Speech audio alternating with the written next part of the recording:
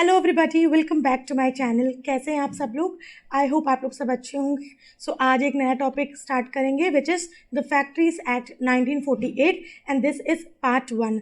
थोड़ा बड़ा एक्ट है तो एक या दो पार्ट्स में या 3 पार्ट्स में इसको मैं आपको कंप्लीट करवा दूंगी। एंड अगर आप लोगों ने इससे पहले वाले वीडियो नहीं देखा है तो डिस्क्रिप्शन बॉक्स में उसका लिंक है, that is employment provident fund act, as well as जो मैं social security codes, occupational safety code and code on wages के ऊपर जो MCQs की सीरीज़ लेके आई हूँ, उस पर जो वीडियोज़ हैं उसका लिंक भी मैंने डिस्क्रिप्शन बॉक्स में दिया हुआ है, आप वहाँ से जाके देख सकते हैं। और अगर आप लोग मेरे चैनल पे न्यू हैं, यानी आप ये वीडियो फर्स्ट टाइम देख रहे हैं, तो मेरे चैनल को ज़रूर सब्सक्राइब कर दीजिएगा एंड साथ साथ बेल आइकन को भी प्रेस कर दीजिएगा, ताकि जब भी मैं न्यू वीडियो अपलोड करूँ आपको जल्दी से अपडेट्स मिल जाएँ। So let get started with the factories act part 1। So act के प्रोविजंस को पढ़ाने से पहले मैं थोड़ी सी इसकी हिस्ट्री आपको बता देती हूँ। हिस्ट्री ऑफ फैक्ट्री लेजिस्लेशन कि कैसे कैसे कौन कौन से एक्ट इससे पहले आए थे।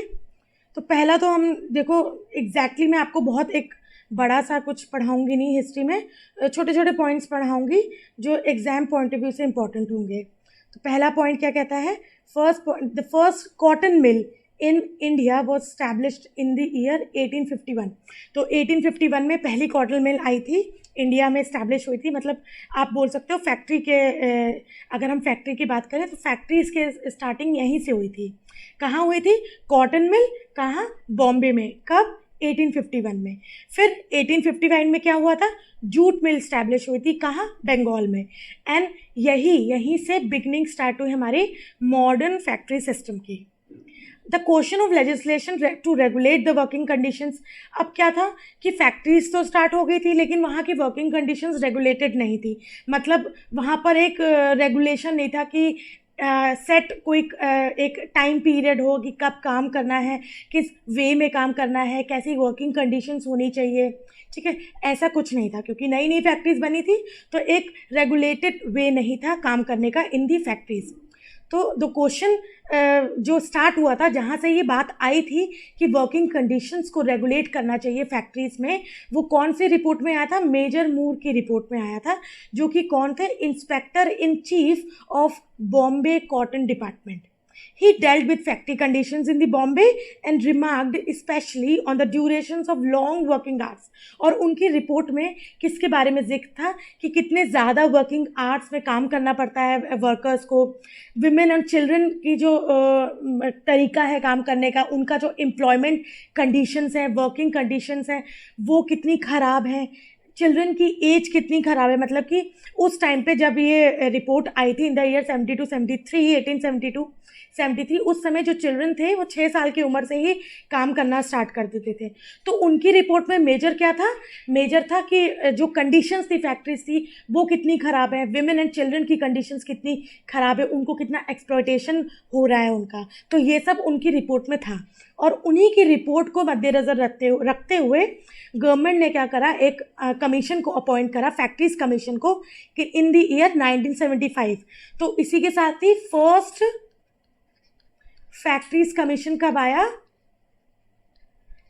1875 में फर्स्ट फैक्ट्रीज कमीशन आया और इसी के बाद पहला फैक्ट्रीज एक्ट इनैक्ट हुआ इन द ईयर 1881। तो ये क्वेश्चंस आते हैं, इसलिए मैंने आपको बिल्कुल प्रिसाइज वे में, कंसाइज वे में आपको ये करवाया है। अगर हम बात करें फैक्ट्रीज एक्ट 1881 की, तो इसमें क्या था? The first Indian factories act was enacted in the year 1881। This act mainly focus on the prohibition of employment of children under 7 years of age. तो इस पर्टिकुलर एक्ट में क्या था कि क्योंकि पहले क्या था, 6 ईयर्स के बच्चे भी काम करना स्टार्ट कर देते थे, जो कि एक तरह से गलत है। तो इस एक्ट में स्पेसिफिकली किस पे ध्यान दिया गया था? The age of the children. तो मिनिमम एज यहाँ पर भी ऑल्दो उतनी अच्छी नहीं थी, 7 ईयर्स रखी गई थी, लेकिन अगर हम उस समय की बात करें तो उससे पहले की कंडीशन और बुरी थी। तो इसके हिसाब से ये एक तरह से अमेंडमेंट था, एक तरह से सुधार था फैक्ट्रीज़ की वर्किंग सिचुएशंस को लेके। 7 years of age and there double employment. तो अब डबल एम्प्लॉयमेंट का मतलब है कि चिल्ड्रंस के बहुत ज़्यादा काम करवाया जाता था। कभी कभी क्या करते थे वहाँ के जो एम्प्लॉयर्स थे कि आपने 4-5 घंटे या 6 घंटे एक जगह काम करा, फिर दूसरी शिफ्ट में भी 6 घंटे काम कर लिया, तो ऐसे करके एक इंसान से एक ही दिन में डबल डबल शिफ्ट्स करवाई जाती थी, जो कि एक तरह का एक्सप्लॉयटेशन है। This act was made applicable to the factories with more than 100 workers and the factory with mechanical power। लेकिन ये एक्ट कहाँ पर अप्लाई होता था? ऐसी फैक्ट्रीज में जो with the aid of power काम करती हैं और जहाँ पर 100 या उससे ज़्यादा वर्कर्स काम कर रहे हैं, ठीक है। उसके बाद आया हमारे पास 1891 का act. Due to deficiency and loophole in the 1881 act, it led to continuous trouble made by the employers। The commission in 1884 considered the queries made by the employers। Then the Indian Factories Act 1891 was enacted। अब 1881 का ही एक upgraded version आप बोल सकते हो 1891 है। 1891 act आने से पहले 1884 का कमीशन आया, उस कमीशन के बाद 1891 का एक्ट इस्टेब्लिश हुआ या इनैक्ट हुआ। Definition of factory was amended to include 50 workers and local governments were granted power to extend it to the 20 workers or more।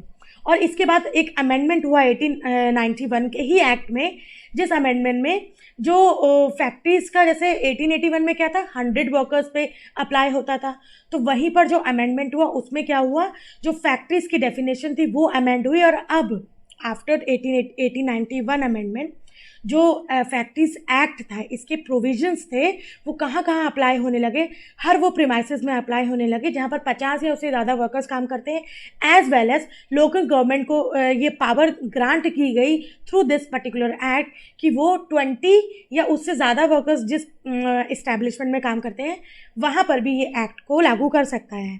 The act restricted the employment of women at night. और इस act में night में women के काम करने की जो पहले से होता आ रहा था उसको प्रोहिबिट किया गया। चिल्ड्रन की एज को रेस कर दिया गया, 7 से लेके 9 तक रेस कर दिया गया। Then we got the factories act of 1911। The safety provision contained in 1891 were inadequate and there were several fires occurred in the premises। अब 1891 का जो एक्ट था वो ज़्यादातर एज पे उसने फोकस करा, थोड़ा बहुत उसने फैक्ट्रीज़ की डेफिनेशन को क्या करा, अमेंड करा, लेकिन जो फैक्ट्रीज़ की वर्किंग कंडीशंस थी वो अभी भी इनएडुकेट थी, जिसकी वजह से एक्सीडेंट ज़्यादा अकर हो रहे थे, ठीक है, फायर ज़्यादा लग रही थी तो एक्सीडेंट ज़्यादा अकर हो रहे थे, which led to resulting in more than 50 deaths in 1901 to 90। मतलब 2-3 साल में ही 50 से ज़्यादा वर्कर्स की डेथ होने लगी थी। वाई सो? क्योंकि वर्किंग कंडीशंस उतनी अच्छी नहीं थी। अब वर्किंग कंडीशंस का यहाँ पर मतलब है सेफ्टी कंडीशन ज़्यादा बेटर नहीं थी। तो ये जो एक्ट था ये स्पेसिफिकली किस चीज़ पे फोकस कर रहा था? सेफ्टी कंडीशन पे फोकस कर रहा था। इस एक्ट में सेफ गार्ड मतलब कि सेफ्टी कंडीशंस पे ज़्यादा फोकस किया गया। Then we got the act of 1934। 1934 का एक्ट जो था एक तरह से आप बोल सकते हो एक रेवोल्यूशन था। रेवोल्यूशन इन द सेंस कि उसने क्या करा, 1911 का जो एक्ट था और उसके प्रीवियस जो लॉज थे उसको पूरी तरह से क्या कर दिया, ख़त्म कर दिया और एक न्यू एक्ट आ गया। We got the act of 1934। 1929 में रॉयल कमीशन को इस्टेब्लिश किया गया। इसको हम लोग वाइटलीज कमीशन भी बोलते हैं, जो कि रॉयल कमीशन में जो सर वाइटली थे उसके चेयरमैन थे, इसलिए वाइटली नाम से भी इस कमीशन को जाना जाता है। was set up to review the existing act and to make recommendations for the sustainable development in the labor's living condition। Hence, the Factories Act of 1934 was enacted and it came in force in the year 1935, which included inspection and observation of factories। अब इसी act में inspection का जो provision था वो include करा गया कि इंस्पेक्शन का प्रोविज़न इंक्लूड करा गया किसको ध्यान में रख के, ताकि अगर टाइम टू टाइम इंस्पेक्शन होता रहेगा तो ये पता चलता रहेगा कि वर्किंग कंडीशंस किस हालात में, वहाँ के वर्कर्स किस हालात में काम कर रहे हैं, सेफ्टी मेजर्स लिए जा रहे हैं कि नहीं लिए जा रहे हैं, वर्किंग कंडीशन सही है कि नहीं है। और ये एक्ट कहाँ अप्लाई हो रहा था? जहाँ पर 20 या उससे ज़्यादा वर्कर्स काम कर रहे हैं। This act also replace all the previous laws and entirely overhauled the act of 1911। और इसी के बाद जो 1934 के बाद क्या हुआ, जो इससे पहले जितने भी लॉज थे, जितने भी एक्ट थे जो फैक्ट्रीज पे फोकस कर रहे थे, उसको कंसोलिडेट और अमेंड करके क्या करा गया, कॉन्स्टिट्यूएंट असेंबली में एक रिपोर्ट पास करी गई, एक लॉ पास करा गया या बिल पास करा गया ऑन 28 अगस्त 1948। और इसी बिल को क्या मिली, एक सहमति मिल गई, इसको हामी मिल गई और ये एक्ट के रूप में आया जिसको अब बोलते हैं फैक्ट्रीज एक्ट 1948। ये इनैक्ट हुआ था, मतलब इसके जो प्रोविजंस है वो कौन से डेट से अप्लाई होना स्टार्ट हो गए थे, 1 अप्रैल 1949 से। 1948 नाम इसका 48 इसलिए क्योंकि बिल 1948 को पास हुआ था, पहली बार आया था, ठीक है, लेकिन इसके प्रोविजन एक साल बाद 1949 को क्या हुआ है, अप्लाई होना स्टार्ट हो गए। तो इसको ध्यान में रखा कि क्वेश्चन क्या पूछा जा रहा है, कि मतलब कभी कभी होता है कि आपके पास 1 अप्रैल 1948 की भी डेट दी गई है, 1 अप्रैल 1949 की भी डेट दी गई है, आपको मार्क करना है, तो फिर आपको देखना पड़ेगा कि क्वेश्चन क्या पूछ रहा है, उसके अकॉर्डिंग आपको क्या करना पड़ेगा, आंसर मार्क करना पड़ेगा। आई होप आपको ये कंसाइज हिस्ट्री मतलब समझ में आ गई होगी। इसमें एज सच कुछ नहीं है ज़्यादा, आप बस थोड़ा बहुत याद रखना कि फर्स्ट कॉटन मिल कब आई, कहाँ आई, जूट मिल कब आया, कहाँ आया, फैक्ट्रीज कमीशन, फैक्ट्रीज एक्ट, ये सब कहाँ अप्लाई हुआ। तो अब हम डायरेक्टली एक्ट पे चलते हैं। तो इस एक्ट में टोटल 3 शेड्यूल्स हैं। पहली शेड्यूल किस पे फोकस करती है, लिस्ट ऑफ इंडस्ट्रीज दी गई हैं इसमें जो कि हजार्डस प्रोसेस पे डील करती हैं। सेकेंड शेड्यूल में permissible limit of certain chemical substances in the work environment के बारे में मेंशन है। And the third schedule talks about list of all the notifiable diseases. तो ये हमारी 3 स्केड्यूल्स हैं। और अब चलते हैं हम थोड़ी बहुत डेफिनेशंस पे। It shall come into force first day of April, जैसा कि मैंने आपको बता दिया 1 अप्रैल 1949 को ये एक्ट एनफोर्स हुआ था। अडल्ट मतलब adult means a person who has completed the age of 18 years. तो 18 साल का जो पर्सन है जिसने 18 साल पूरे कर लिए हैं उसको हम अडल्ट बोलेंगे। देन चाइल्ड किसको बोलेंगे, जिसने अभी तक 15 साल पूरे नहीं करे हैं। जो 15 ईयर्स का अभी तक नहीं हुआ है उसको हम चाइल्ड बोलेंगे। एज वेल एज 15 से 18 साल के बीच में जितने भी पर्सन लाई करते हैं उसको हम अडोल्सन की कैटेगरी में लाते हैं, ठीक है। Week means a period of 7 days beginning at midnight on Saturday night. तो 7 days का पीरियड होता है जो कब से स्टार्ट होता है, मिडनाइट, सैटरडे नाइट की मिडनाइट से स्टार्ट होता है, यानी फर्स्ट डे वीक का क्या होगा, Sunday.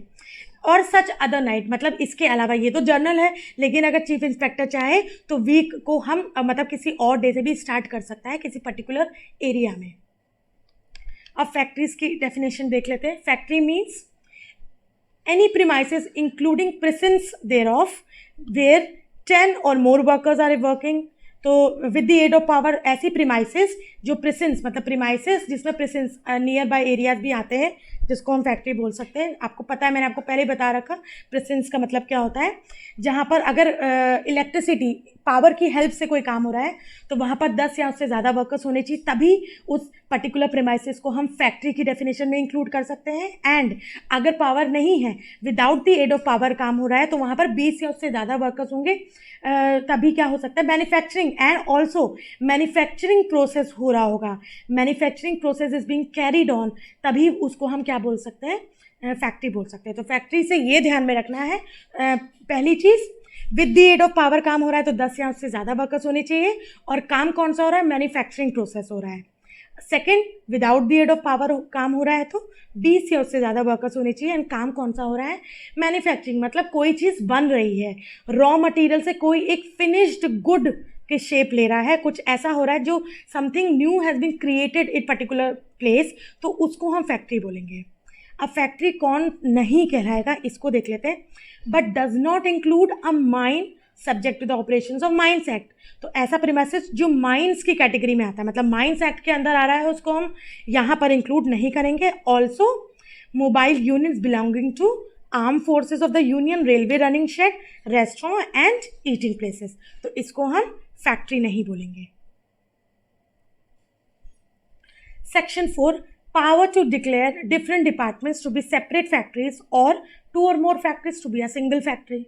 The state government may on its own or on an application made to it on this behalf by the occupier direct by an order in writing subject to such conditions that for all or any of the purpose of this act different departments or branches of a factory of a occupier specified in the application shall be treated as separate factory. अब इसका मतलब है कि state government के पास ये power है कि या तो वो अपनी खुद के संज्ञान से ये मतलब चीज़ कर सकता है या एप्लीकेशन उसके पास ऑक्यूपायर की कोई एप्लीकेशन आई हो उसके बाद वो एक ऑर्डर एक रिटन ऑर्डर के बाद ये डिक्लेयर कर सकता है कि 2-3 फैक्ट्रीज ब्रांचेस ऑफ फैक्ट्रीज को एक फैक्ट्री गिना जाए या उसको सेपरेट फैक्ट्रीज गिना जाए. तो ये कब हो सकता है? स्टेट गवर्नमेंट के पास ये पावर है कि वो खुद से ऐसा डिक्लेयर कर सकती है विद एन रिटन ऑर्डर या उसके पास एक एप्लीकेशन आएगी ऑक्यूपायर की. ठीक है, will be treated as separate factories or that 2 or more factories of the occupier in the application shall be treated as single factory. तो 2-3 फैक्ट्रीज जो 2-3 ब्रांचेज है फैक्ट्री को उसको एक फैक्ट्री भी मान सकते हैं या सबको सेपरेट फैक्ट्रीज भी माना जा सकता है. Provided that no order under this section shall be made by the state government on its own motion unless an opportunity of being heard is given. तो यहाँ जैसे कि ऊपर हमने देखा कि खुद के बिहाफ में भी स्टेट गवर्नमेंट ऐसा ऑर्डर कर सकती है या ऑक्यूपायर उसको क्या देगा, एक एप्लीकेशन देगा. लेकिन अगर वो खुद से ऐसा कर रही है तो उससे पहले उसको ऑक्यूपायर को अपनी बात रखने का, अपने पक्ष रखने का एक मौका ज़रूर देना पड़ेगा. Power to exempt during public emergency. In case of public emergency the state government may by notification in the official gazette exempt any factory और class of description from any. अब अगर कोई पब्लिक इमरजेंसी क्रिएट हो गई है, आ गई है, तो ऐसे केस में स्टेट गवर्नमेंट के पास ये पावर है कि वो एक नोटिफिकेशन के थ्रू किसी एक फैक्ट्री में या क्लास ऑफ फैक्ट्रीज में क्या कर सकते हैं, कुछ प्रोविजंस इस एक्ट के अप्लाई ना हो, एग्जेम्प्ट कर दें. ऐसा किया जा सकता है एक्सेप्ट सेक्शन 65. 67 सेक्शन में जो भी दिया हुआ है उसको हम आगे पढ़ेंगे. उस सेक्शन के प्रोविजंस के अलावा जितने भी सेक्शंस हैं उन सेक्शंस को किसी भी फैक्ट्री में अप्लाई करने के लिए मना किया जा सकता है, एग्जाम किया जा सकता है अगर कोई पब्लिक इमरजेंसी है. और ये कब होगा? स्टेट गवर्नमेंट कर सकती है, उसके पास ये पावर है नोटिफिकेशन के through. But no such notification shall be made for a period exceeding 3 months. और ऐसा कोई नोटिफिकेशन, एग्जेम्पशन का नोटिफिकेशन 3 महीने से ज़्यादा का नहीं होना चाहिए. Section 6 approval, licensing and registration of factories. तो ये सेक्शन क्या मतलब किस चीज़ से डील करता है? Procedure to be followed. Okay, to be followed in matters relating to approval, licensing and registration. तो अप्रूवल, लाइसेंसिंग एंड रजिस्ट्रेशन मतलब फैक्ट्रीज जब आप स्टार्ट करते हो, कोई भी फैक्ट्री हो, तो आपको अप्रूवल लेना पड़ता है कि जो काम आप करने जा रहे हो, जिस प्रोडक्ट में डील कर रहे हो, क्या वो मतलब एक्सेप्टेबल है कि नहीं है, वो प्लेस जहाँ आप अपनी फैक्ट्री स्टार्ट करने वाले हो वो एक्चुअली में ठीक है कि नहीं, फीजिबल है कि नहीं है, मतलब जो स्टैंडर्ड जो पैरामीटर्स हैं उस पर पूरे फिट बैठ रही है कि नहीं बैठ रही है. एज वेल एज उससे पहले आपको रजिस्ट्रेशन करवाना पड़ता है. तो लाइसेंस, अप्रूवल एंड रजिस्ट्रेशन से रिलेटेड जो प्रोसीजर फॉलो होता है उससे, उस मैटर्स से डील करता है ये पर्टिकुलर सेक्शन. अब इसमें स्टेट गवर्नमेंट रूल्स बना सकती है किससे related? Requiring for the purpose of this act. अब रूल्स किससे रिलेटेड हो सकते हैं? Submission of plans of any class और description of factories to the chief inspector. तो मतलब फैक्ट्रीज का डिस्क्रिप्शन से रिलेटेड जो भी प्लान्स है उसको चीफ इंस्पेक्टर को या स्टेट गवर्नमेंट को सबमिट करना, इससे related. Requiring the previous permission in writing of the state government और chief inspector to be obtain for the site. जिस लोकेशन पे फैक्ट्री स्टार्ट हो रही है उसके लिए प्रायर परमिशन लेने की ज़रूरत होती है. तो वो किससे ऑब्टेन की जाएगी? चीफ इंस्पेक्टर या जो स्टेट गवर्नमेंट है वो. और उसके लिए जो भी प्रोसीजर फॉलो होता है, मतलब जो स्टेप्स फॉलो होते हैं, तो वो रूल्स कौन बनाएगा? State government. On which the factory is to be situated for the construction. और इसमें केवल न्यू फैक्ट्री ही नहीं आ रही है परमिशन के लिए. अगर आप ऑलरेडी कोई फैक्ट्री में हो, मतलब आप कोई फैक्ट्री ऑलरेडी रन कर रहे हो, उसके अलावा आप एक्सटेंड करना चाहते हो, अपनी फैक्ट्री बढ़ाना चाहते हो, कहीं और कुछ और लगाना चाहते हो, उस पर भी आपको सेम प्रोसीजर फॉलो करना पड़ेगा. रिक्वायरिंग और किस चीज़ के लिए? Requiring for the purpose of considering appliances applications for such permission, the submission of plans and specifications. If on an application for permission referred to in clause AA, accompanied by the plans and specifications requiring by the rules of that sent to the site government, state government होगा यहाँ पर। तो एक जो permission के लिए application भेजी जाती है टू द स्टेट गवर्नमेंट और the chief inspector by the registered post, अगर उस एप्लीकेशन पे कोई भी कम्युनिकेशन नहीं होता है एप्लीकेंट को 3 महीने के अंदर अंदर वहाँ से जवाब नहीं आएगा, कोई रिप्लाई नहीं आता है, तो ये माना जाता है कि परमिशन हैज़ बीन ग्रांटेड। तो जनरली ये 6 मंथ्स होता है ना, हर जगह मैंने आपको पहले ही पढ़ाया कहीं कुछ एक्ट्स में, ये 6 मंथ्स का टाइम पीरियड है कि 6 महीने के अंदर अगर सामने से रिप्लाई नहीं आता है तो ऐसा मानते हैं कि परमिशन ग्रांट होगी। लेकिन अगर फैक्ट्रीज एक्ट की बात करें तो this time period is 3 months. तो अगर आपने परमिशन के लिए अप्लाई करा है, साइट परमिशन हो, कोई सबमिशन प्लान्स हो, जो भी आप एप्लीकेशन दे रहे हो लोकेशन के लिए टू दी स्टेट गवर्नमेंट और चीफ इंस्पेक्टर रजिस्टर्ड पोस्ट के थ्रू, और अगर वहाँ से कोई भी रिप्लाई नहीं आ रहा है, कोई भी रिप्लाई का मतलब है neither they are granting permission, वहाँ पर अगर ग्रांट करने की परमिशन नहीं आई है तो रिजेक्शन की भी कोई कम्युनिकेशन नहीं आया है, हाँ या ना कुछ भी नहीं आया है, तो फिर ये आफ्टर 3 मंथ्स ये माना जाता है कि permission has been granted. where a state government chief inspector refuses to grant the permission of to the site construction or extension, और जहाँ स्टेट गवर्नमेंट या चीफ इंस्पेक्टर ने किसी साइट को अप्रूवल नहीं दिया है, कंस्ट्रक्शन के लिए मना कर दिया है, फैक्ट्री के एक्सटेंशन के लिए मना कर दिया है, रजिस्ट्रेशन या लाइसेंसिंग के लिए मना कर दिया है, तो एप्लीकेंट क्या कर सकता है 30 डेज के अंदर of that refusal appeal to the central government. तो उस रिफ्यूज़ल के 30 दिन के अंदर, जिस दिन भी उसको वो रिफ्यूज़ल मिला है, उसके बाद 30 डेज़ के अंदर वो क्या कर सकता है, सेंट्रल गवर्नमेंट को अपील कर सकता है if the decision appealed from was the state government and to the state government in any other case. तो यहाँ पर 2 हैं, देखो जैसे लिखा है ना यहाँ पर, एक सेकेंड,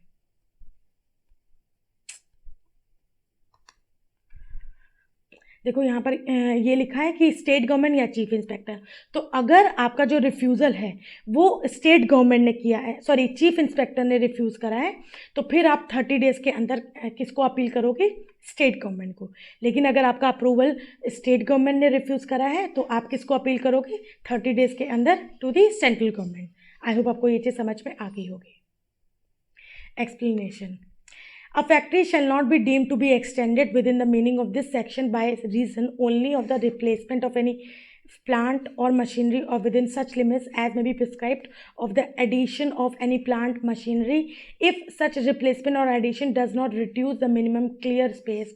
अच्छा, तो इसका मतलब है कि हम फैक्ट्री को एक्सटेंडेड तब तक नहीं मानेंगे जब तक कोई उस पर एक्चुअली में एक्सटेंशन ना हुआ हो, कोई प्लेस मतलब या तो कुछ एक एरिया को बढ़ाया गया हो या कुछ एरिया रिड्यूस किया हुआ है।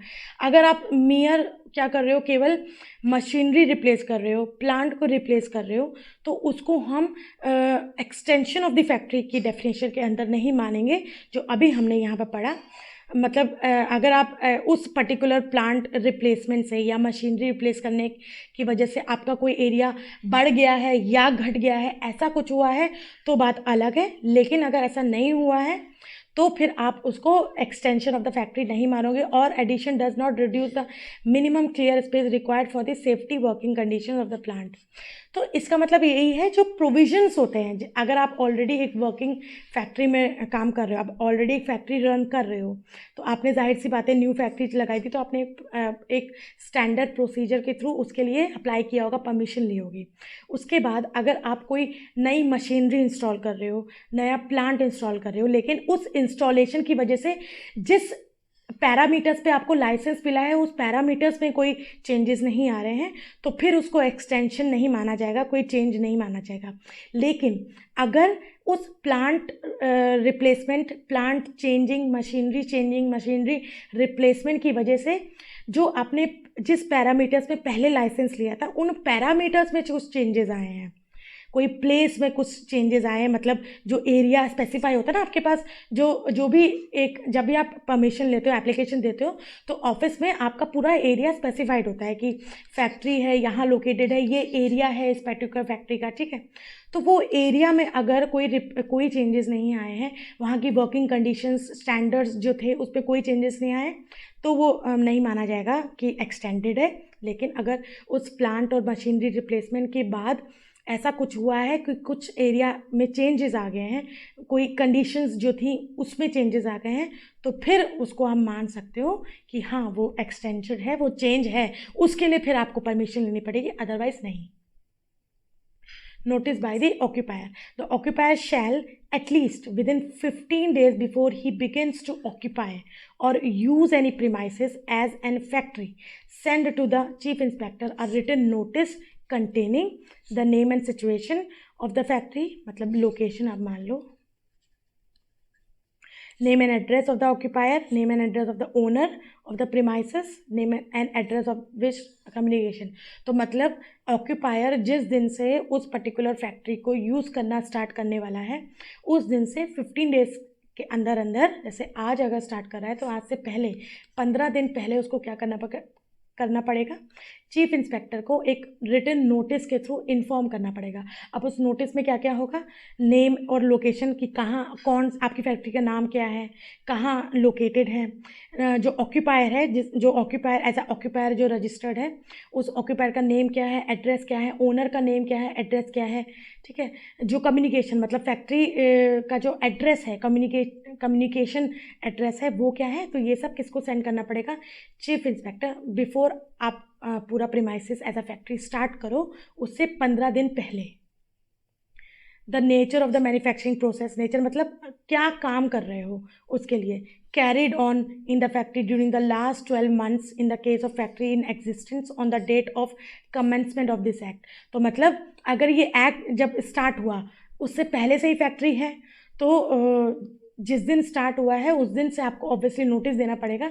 तो उसमें आप ये भी इंक्लूड करोगे कि लास्ट 1 साल में आपने किस टाइप का प्रोसेस, किस टाइप का काम उसमें करा है, कैरी करा है, to be carried on in a factory. और अगर कोई न्यू फैक्ट्री है, इस पर्टिकुलर एक्ट के आने के बाद कोई फैक्ट्री आई है, तो फिर आने वाले 1 साल में आप कौन सा काम करने वाले हो, उससे रिलेटेड आप उसको कितनी हॉर्स पावर वहाँ पर मशीन्स में यूज़ होगी, प्लांट में यूज़ होगी, ये सब चीज़ें जो भी बिल्कुल फैक्ट्री से जुड़ी हुई जो भी एक एक चीज़ें, माइन्यूट चीज़ें, वो सारी आपको चीफ इंस्पेक्टर को डिटेल में बतानी पड़ेंगी। तो वही है, name of the manager, number of workers, कितने एम्प्लॉयड हैं, average number of workers and other particulars. In respect all the establishment of all the establishment which come within the scope of this act for the first time, the occupier shall send a written notice to the chief inspector containing the particular specified in subsection 1 within 30 days from the date of commencement. अच्छा, तो इसमें बोल रहा है कि in respect of all the establishment which come with in the scope of the act for the first time.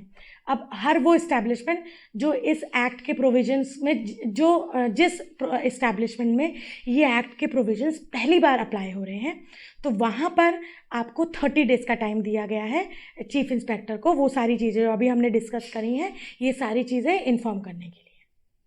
Before a factory engaged in a manufacturing process which is ordinarily carried on for less than 180 working days in the year resumes working, the occupier shall send a notice to the chief inspector containing the particulars specified at least 30 days before the date. अब यहाँ पर बोला गया कि वो factory जो ऐसे manufacturing process में डील करती है जहाँ पर प्रीवियस 1 साल में जो काम हुआ है टोटल, वो मतलब 180 दिन से कम हुआ है, ठीक है, 180 डेज से कम काम हुआ है और वो स्टॉप कर दिया है उसका काम, और फिर वो रिज्यूम कर रही है अपना काम, वो पर्टिकुलर फैक्ट्री। तो ऐसे केस में चीफ इंस्पेक्टर को जब ऑक्यूपायर नोटिस देगा, इन्फॉर्म करेगा पूरी डिटेल्स के बारे में, तो उसको भी कितने दिन दिए गए हैं, जिस दिन भी वो रिज्यूम कर रहा है अपना वर्क फैक्ट्री का, उस दिन से 30 दिन पहले आपको इन्फॉर्म करना पड़ेगा, किसको, to the chief inspector. Whenever a new manager is appointed, the occupier shall send to the inspector a written notice and to the chief inspector a copy thereof within 7 days. और हर वो factory में जहाँ पर कोई new manager appoint होता है, वहाँ पर ऑक्यूपायर क्या करेगा, वहाँ का ऑक्यूपायर इंस्पेक्टर को एंड एक कॉपी वो चीफ इंस्पेक्टर को भी भेजेगा 7 दिन पहले। जिस दिन भी उस जो मैनेजर है उसको अपना चार्ज लेना है, उस दिन से 7 डेज पहले उसको इन्फॉर्म करना पड़ेगा। किसको? इंस्पेक्टर को भी, एज वेल एज एक कॉपी वो चीफ इंस्पेक्टर को भी भेजेगा कि ये आफ्टर 7 डेज ये डिटेल्स हैं इस मैनेजर की, ये हमारे वहाँ एज अ मैनेजर ज्वाइन कर रहे हैं। During any period for which no person has been designated as a manager for a factory, during which a person designated does not manage the factory, any person found acting as a manager, or if no person is found, the occupier himself had been paid। और जहाँ पर कोई manager designated नहीं है, अगर कोई manager है भी तो वो प्रॉपरली काम नहीं कर रहा है एज अ मैनेजर, तो वो पर्सन जो एज अ मैनेजर एक्ट कर रहा है, या अगर मैनेजर कोई भी नहीं है, उस केस में जो ऑक्यूपायर है उसी को इस एक्ट के हिसाब से क्या माना जाएगा? मैनेजर माना जाएगा। Now chapter 2, the inspecting staff, journal duties of occupier. तो यहाँ पर 7A में हम पढ़ते हैं ऑक्यूपायर की जर्नल ड्यूटीज़ क्या हैं। तो इसको मैं ज़्यादा मतलब एग्जैजरेट नहीं कर रही हूँ, इसको मैंने ऐसे ही रखा है, वो आपको पता है कॉमन ड्यूटीज़ हैं जो होती हैं। 7B deals with the matters related to general duties of manufacturers etcetera as regard to articles and substances for the use of factories. तो मैन्युफैक्चरर्स से रिलेटेड जो जनरल ड्यूटीज़ हैं वो सेक्शन 7B में है। ऑक्यूपायर से रिलेटेड, ऑक्यूपायर की क्या ड्यूटी है वो सेक्शन 7A में है। और मैन्युफैक्चरर्स की अगर बात करें तो कौन सा सब्सटेंस यूज़ हो रहा है मैन्युफैक्चरिंग में, कौन सा सब्सटेंस वो यूज़ कर रहे हैं मैन्युफैक्चरिंग में, कौन से आर्टिकल्स यूज़ कर रहे हैं, कौन से आर्टिकल्स बन रहे हैं, उसकी डिटेल्स, उससे रिलेटेड जितनी भी ड्यूटीज़ है मैन्युफैक्चरर्स की, वो सेक्शन 7B में है। Now section 8 deals with inspector. अब इंस्पेक्टर कौन अपॉइंट करेगा? The state government may by notification in the official gazette appoint such person as possesses the prescribe qualification to be inspector. The state government may by notification appoint any one person to be chief inspector, who shall in addition to the power conferred to on a chief inspector under act exercise the power of inspector also throughout the state। तो state government क्या करेगा? Chief inspector को as well as inspector को भी appoint करेगा। और every district magistrate shall be an inspector for his district. तो उस हर डिस्ट्रिक्ट में वहाँ का जो डीएम होगा वो वहाँ का इंस्पेक्टर होगा। Now section 10, certifying surgeon. The state government may appoint qualified medical practitioner to be a certifying surgeon for the purpose of this act। तो सर्टिफाइंग सर्जन को कौन अपॉइंट कर रहा है? State government. अब सर्टिफाइंग सर्जन की duties क्या हैं? To examine and give the certification to the young person, मतलब जो भी यंग पर्सन एम्प्लॉय कर रहे हैं, यहाँ पर यंग पर्सन का मतलब कौन है? अडोलसेंट, 15 से 18 साल के बीच में जो भी लोग हैं उनको बोला गया है यंग पर्सन, ठीक है। उनका एग्जामिनेशन करना, उनको फिट सर्टिफिकेट देना, ये कौन करेगा? Certifying surgeon. Examination of person engage in the factories, और उसके अलावा बाकी के जो वर्कर्स हैं उनका एग्जामिनेशन करना कि अगर उनको कोई डिजीज़ तो नहीं है, क्योंकि वो फैक्ट्रीज में काम कर रहे हैं, डेंजरस वर्क कर रहे हैं।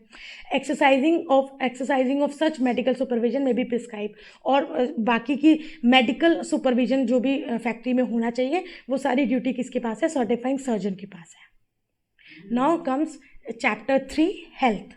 अब यहाँ से हम हेल्थ, जैसे कि हेल्थ प्रोविजंस हो गए, सेफ्टी प्रोविजंस हो गए, वेलफेयर प्रोविजंस हो गए, उसके बारे में हम बात करेंगे, ठीक है। अब देखो मैं सारे हेल्थ प्रोविजंस नहीं करवाऊंगी, जो मुझे इंपॉर्टेंट लगते हैं वो करवाऊंगी, नाम आपको सब बताऊंगी, लेकिन जो हेल्थ प्रोविजंस मुझे लगता है कि वहाँ से क्वेश्चन बन सकता है, केवल वही पढ़ाऊंगी। सबसे पहला हेल्थ प्रोविजन है क्लेanलीनेस। तो ये ध्यान में रखना कि क्वेश्चन अक्सर यही पूछा जाता है, इनमें से कौन सा हेल्थ प्रोविजन नहीं है, इनमें से कौन सा हेल्थ प्रोविजन है, वेलफेयर प्रोविजन नहीं है, वेलफेयर प्रोविजन है, ऐसे ही पूछे जाते हैं क्वेश्चन। तो क्लेanलीनेस के बारे में देख लेते हैं। All inside walls and partitions, all ceilings, tops of the room and all walls, side tops of the passage and staircase shall where they are painted otherwise than with washable paints. तो हर wall, मतलब अगर partition है तो partition, ceilings मतलब कोई room जहाँ पर है उसकी छत, रूम्स के जो वॉल्स होते हैं, साइड टॉप, हर वो जगह। तो जहाँ पर अगर वॉशेबल पेंट नहीं हुआ है, which is painted otherwise than with the washable paint, तो मतलब होता है इसका हर वो वॉल, हर वो दीवार, रूम की दीवार, छत वगैरह जहाँ पर वॉशेबल वाटर पेंट नहीं हुआ है वहाँ पर क्या होगा, या वार्निश नहीं हुआ है वहाँ पर रीपेंट होगा या रीवार्निश होगा। कब? At least once in every 5 year, ठीक है, एक हर 5 साल में एक बार। और जहाँ पर वॉशेबल वाटर पेंट से पेंट हुआ है तो वहाँ पर क्या होगा, be repainted with at least 1 coat of such paint at least once in every 3 year. जहाँ पर वॉशेबल वाटर पेंट से पेंट नहीं हो रहा है या वार्निश नहीं हुआ है, रीपेंट, तो वहाँ पर वार्निश और रीपेंट कब होगा? 5 साल में एक बार। जहाँ पर ये ऐसा है वॉशेबल वाटर पेंट से पेंट हुआ है वहाँ पर हर 3 साल में एक कोट होना चाहिए, and washed at least once in every 6 months. और उस पर्टिकुलर वॉल को, चाहे वो टॉप मतलब सीलिंग हो, साइड वॉल्स हो, पार्टीशन वॉल्स हो, 6 महीने में एक बार उसको वॉश करना पड़ेगा, क्योंकि वॉशेबल वाटर पेंट है तो 3 साल में एक बार एक कोट होगा और हर 6 महीने में वो वॉश होगा। और जहाँ पर वॉशेबल वाटर पेंट नहीं है वहाँ 5 साल में एक बार क्या होगा, वहाँ पर पेंट होगा। Where they are painted or varnished, or where they have been smooth impervious surface, be cleaned at least once in every period of 14 months। तो जहाँ पर पेंट हुआ है, वार्निश हुआ है, वहाँ पर क्या होगा, मतलब एक अच्छी क्वालिटी का जहाँ पर पेंट वगैरह हुआ है तो वहाँ पर हर 14 महीने में एक बार क्या होगा, क्लीन कर दी जाएगी वो जगह। इन any other case be kept white wash. और इसके अलावा जो भी कंडीशन, जो भी केसेस है वहाँ पर वाइट वॉश होना चाहिए। कलर वॉश कर सकते हो, वाइट वॉशिंग और कलर वॉशिंग कब होगी? हर 14 मंथ्स में एक बार। All doors, windows, wooden and metallic frame shutters shall be kept painted varnished. तो डोर्स हो गए, विंडोज़ हो गए, अगर मेटेलिक फ्रेमवर्क है, शटर्स वगैरह, हर 5 साल में एक बार वहाँ पर काम होगा। The dates on which the process required by clause D are carried on shall be entered in the prescribed register। अब ये तो था सेक्शन 11। सेक्शन 11 क्या है? क्लेanलीनेस। हम क्या पढ़ रहे हैं? चैप्टर 3 हेल्थ प्रोविजंस, ठीक है। पहला था सेक्शन 11 क्लेanलीनेस। अब दूसरा है disposal of waste and effluents, मतलब कि एफ्लुएंस वगैरह जो भी वेस्ट निकलता है, जो भी गैसेस जो एक्स्ट्रा निकलती हैं वो कैसे डिस्पोज होंगी उसके बारे में। सेक्शन 13 टॉक्स अबाउट वेंटिलेशन, वहाँ का एरिया जो भी वर्किंग हो रही है फैक्ट्री में वहाँ पर प्रॉपर वेंटिलेशन होना चाहिए। टेम्परेचर एक नॉर्मल टेम्परेचर होना चाहिए, ठीक है। डस्ट एंड फ्यूम, मतलब कि वहाँ पर डस्ट नहीं ज़्यादा होनी चाहिए। आर्टिफिशियल ह्यूमिडिफिकेशन होना चाहिए। अगर बहुत गर्म जगह पे काम हो रहा है तो वहाँ पर प्रॉपरली एक मतलब एक ऐसा टेम्परेचर, एक ऐसा रहना चाहिए कि वहाँ पर जो वर्कर्स है वो काम कर सके, बहुत ज़्यादा गर्मी ना लगे उनको। Now comes overcrowding. This is section 16. Overcrowd. No room in factory shall be overcrowded. Overcrowding का मतलब है कि अगर एक रूम है जहाँ पर 100 लोगों की प्लेस है, 100 लोग काम कर सकते हैं, वहाँ पर आप 200 लोगों से काम करवा रहे हो तो जाहिर सी बात है वो ओवरक्राउडिंग है। तो वो एक क्या है, वो एक वर्किंग कंडीशन, ख़राब वर्किंग कंडीशन है। वहाँ पर एक्सीडेंट का खतरा हो सकता है, ऑब्वियसली काम करने में ऑब्वियसली बहुत परेशानी होगी। तो फैक्ट्रीज एक्ट में क्या दिया गया है, एक प्रॉपर स्टैंडर्ड दिया गया है कि अगर इतना रूम है तो इतने लोग होने चाहिए, this and things like that. Without prejudice to the generality of subsection 1 there shall be in every work room of a factory in existence on the date of the commencement of this act. तो मतलब इस act के, जब ये act apply हुआ उससे पहले से ही जो एक्ट फैक्ट्री स्टार्टेड थी वहाँ पर एटलीस्ट 9.9 क्यूबिक मीटर का एरिया होना चाहिए, मतलब एक पर्सन के लिए। End of a factory build after the commencement, और जो फैक्ट्री है जो इस पर्टिकुलर एक्ट के स्टार्ट होने के बाद स्टार्ट हुई है वहाँ पर 14.2 क्यूबिक मीटर का स्पेस होना चाहिए हर वर्कर के बीच में, मतलब 2 वर्कर्स के बीच में इतना स्पेस होना चाहिए। तो 9.9 क्यूबिक मीटर का कब होगा? जब जो फैक्ट्री है वो इस पर्टिकुलर एक्ट के स्टार्ट होने से पहले से ही है तो फिर 9.9 क्यूबिक मीटर की स्पेस वर्कर्स के बीच में होगी। लेकिन अगर कोई फैक्ट्री इस पर्टिकुलर एक्ट के स्टार्ट होने के बाद स्टार्ट होती है तो वहाँ पर 2 वर्कर्स के बीच में कितनी स्पेस होगी? एटलीस्ट 14.2 क्यूबिक मीटर्स थी। And for the purpose of this subsection, no account shall be taken for any space which is more than 4.2 meters above the level of floor। तो जो मतलब रूम से floor का जो level है उससे ज़्यादा नहीं होना चाहिए। इसका मतलब है कि जो स्पेस है, मतलब कि जो छत है, जो सीलिंग है, वो इतनी छोटी नहीं होनी चाहिए। तो वहाँ पर जो स्पेस है वो कितना होना चाहिए, 4.2 मीटर्स का होना चाहिए above the level of the floor of the room. और अब इसको देख लेते हैं। अब देखो, पहला वाला मतलब 9.9 वाला जो था, ये 9.9 क्यूबिक मीटर का जो अमेंडमेंट हुआ है, ये कब हुआ है, 1 दिसंबर 1987 में ये अमेंड हुआ है। तो पहले था 350 क्यूबिक मीटर का, क्यूबिक फीट का, तो इसको कर दिया गया 9.9 क्यूबिक मीटर्स। और जो सेकंड है यानी 14.2, ये आया ये भी सेम डेट को ही आया है, मतलब ये तीनों अमेंडमेंट सेम डेट को ही आए हैं।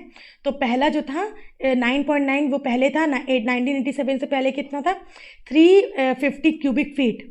और 14.2 कितना था, 500 क्यूबिक फीट। और ये जो था 4.2 मीटर्स, जो फ्लोर से मतलब सीलिंग से जो अगर हम ऊंचाई नापे वो कितना था, 14 feet.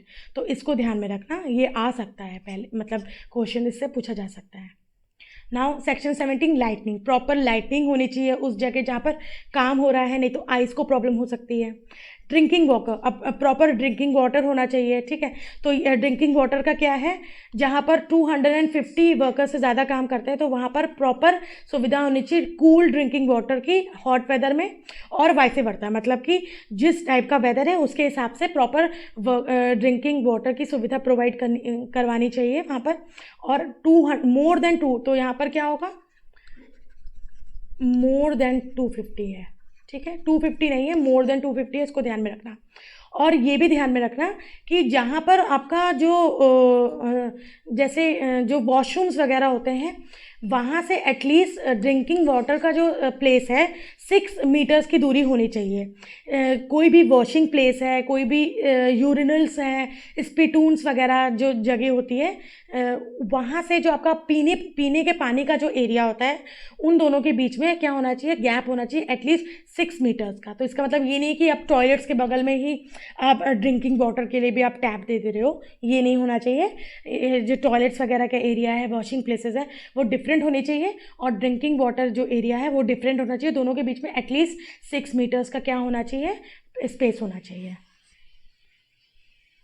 19 is latrine and urinals. In every factory where more than 250 workers are ordinarily employed, all latrines and urinals accommodation shall be prescribed sanitary types.